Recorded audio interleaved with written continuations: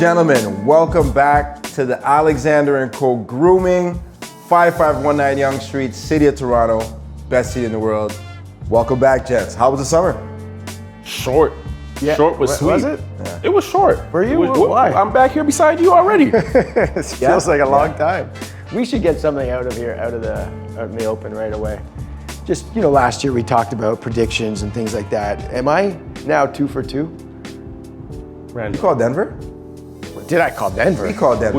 We'd have to circle back on that. We called I Denver. don't What do you mean, remember did I call that. Denver? I called that. Denver before the playoffs started. We called we called Denver. I'm not Who's we? French, but we called Denver. You and me? Listen. I've been calling Denver. I forgot that part of the Barring story. injury, I've been calling Denver. Okay, barring injury, every team. Did you call Brooklyn?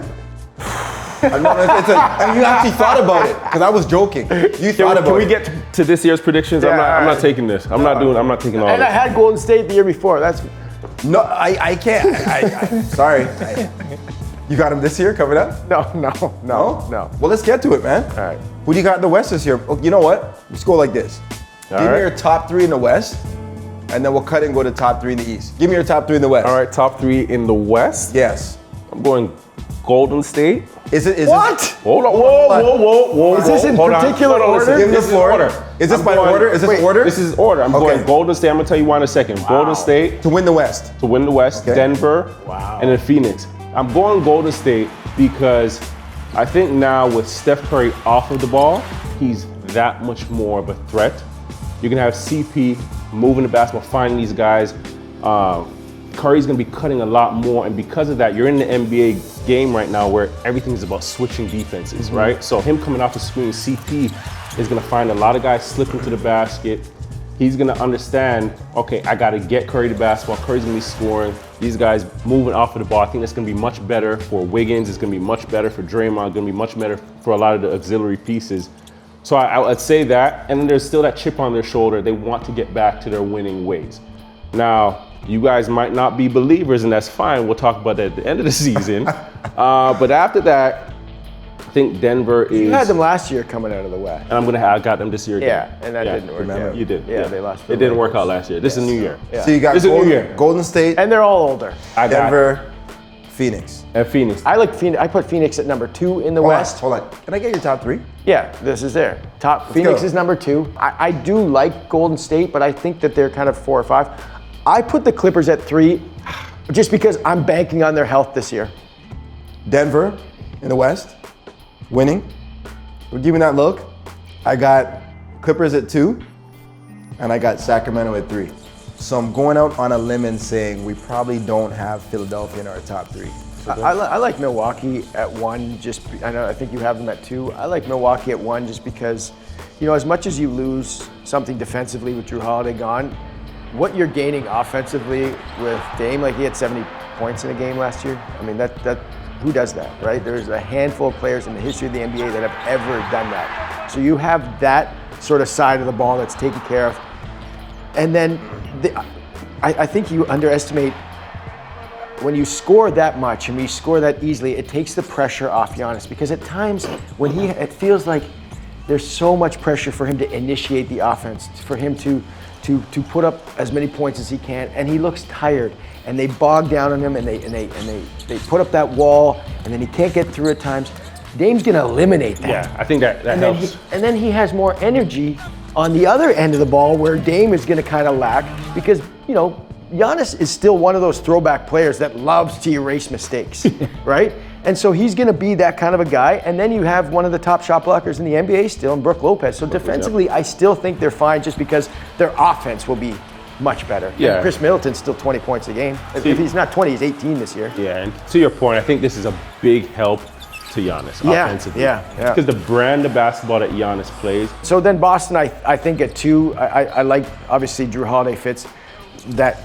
The thing I worry about Boston has always been, okay, it's your turn offensively. And I think Drew Holiday will eliminate that type of mindset at least, because when you're unselfish and you win, that's contagious. And that's how Drew Holiday plays. And I think they'll win a lot of games, and then they'll buy in. Who do you got 3rd? Philadelphia? Really? No, I don't know. I mean, Again, I think the East is wide open too. I just think there are a lot of question marks. I don't think New York is ever as good as everyone thinks they are. I think Cleveland has issues. I think Philadelphia has issues, but they still do have the MVP of the NBA. And I still think Nick Nurse is a good coach, and I'm interested to see what he does with perhaps the most physically dominant player in the NBA.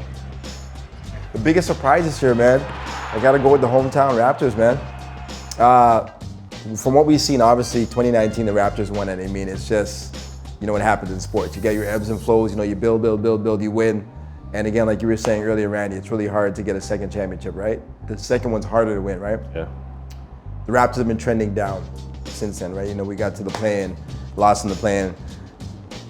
But now the Raptors have an all-world MVP point guard at the helm, Schroeder, you know, which I like him as opposed to Toronto's point guard last year. You know, he's a lot more efficient. You know, I think he's bringing more skin to the game. You know, he's learned a lot, especially being in LA, you know, with Braun. OG takes a huge, I'd say huge, takes another step this year because, I mean, this guy led the league last year in steals, right, which is huge. Pascal's on a contract year, OG's on a contract year. Scotty Barnes, I believe, is going to take another leap also. Scotty looks different.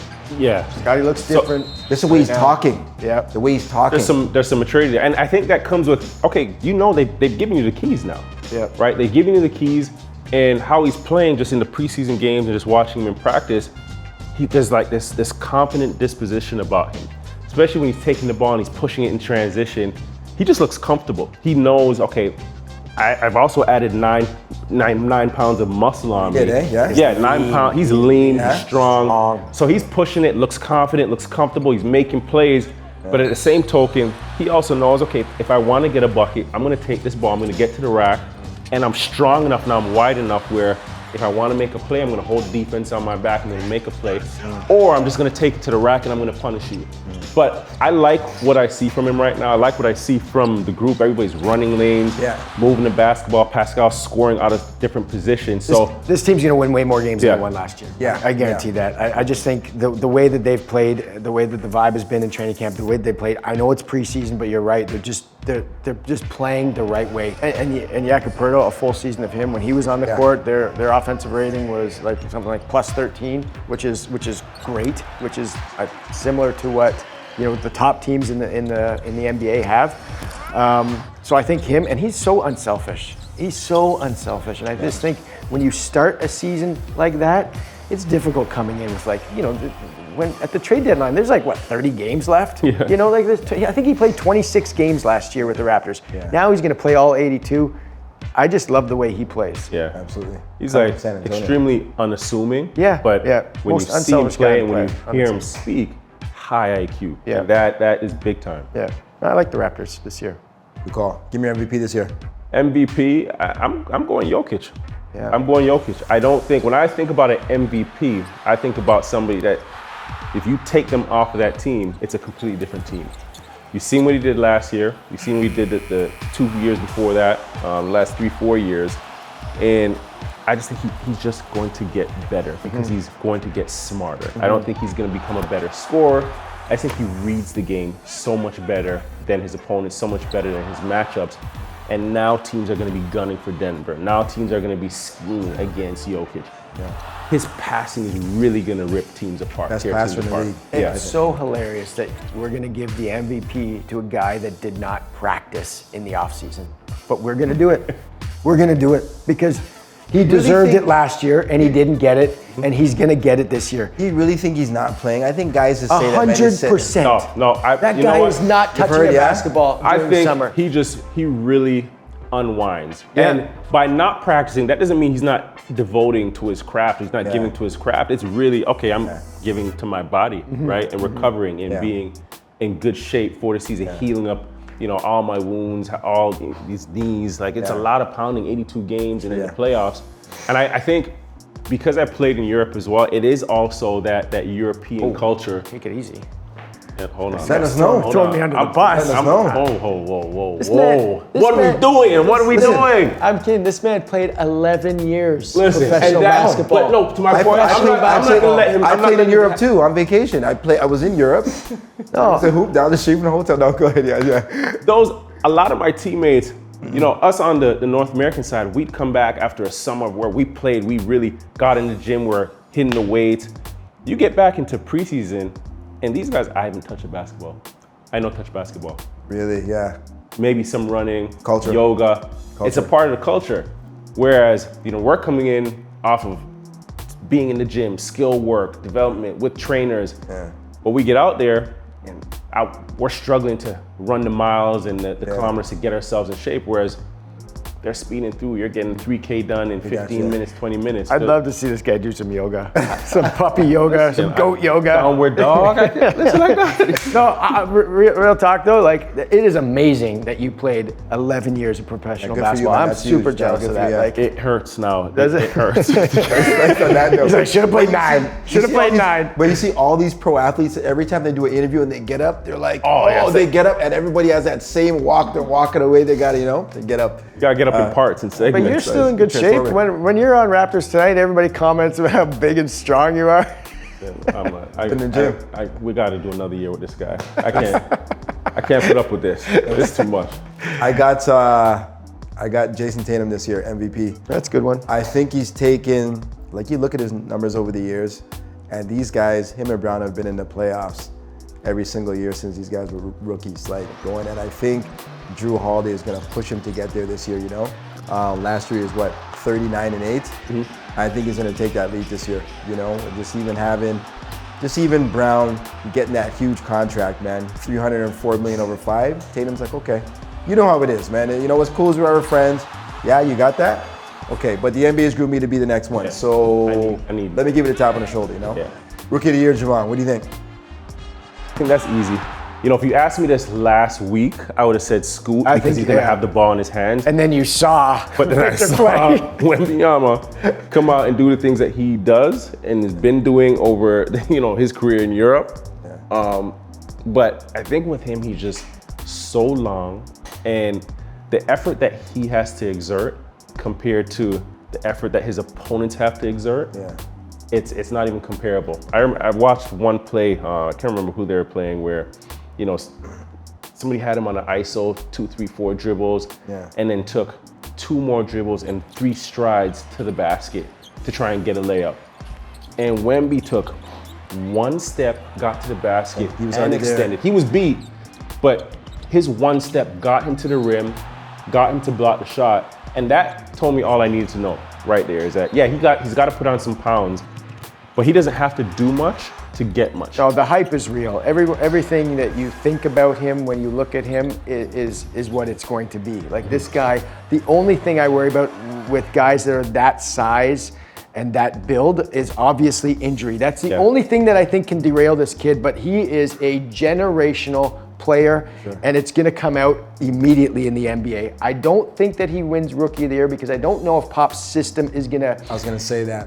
Pop's have him score enough where it's going to be more than Scoot. I think Scoot's got the keys, and I think Scoot's going to average like 24 And points per game. Scoot or 22 also- points per Scoot's a game. dog. Scoot also has Chauncey, who's a Point big-time guard. point guard to teach him.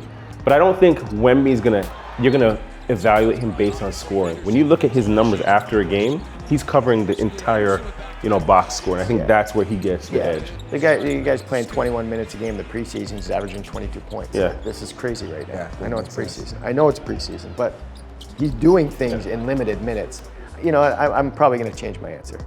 I'm right there with you. And I think Pop's that guy who's going to be like, let's just reel you back in a little bit. This is what you're going to do. Work within this framework here. Don't get outside of that. Yeah. Where Chauncey Billups can be like, Scoot, go ahead. man. Yeah. Go average 85 if you can. You know what I mean? Just go work. We're going to work off. Let's see what you can do this year. Because, they're so young in Portland, right? Yeah. They made so many moves. Scoot, listen, we're going to work this out and see how it's going to turn out next season. So this is like that. This is that open run for Portland this year, I got Scoot. They're gonna be fun though. They're going to be Yeah. Scoot, Shaden. Yeah. Yeah. Fellas, thanks for coming out. Appreciate you as usual. Randy, there'll be no haircuts offered this season.com. Check the website. Free of charge to get online. But it's too No far. haircuts. It's too far for me to come up here anyway.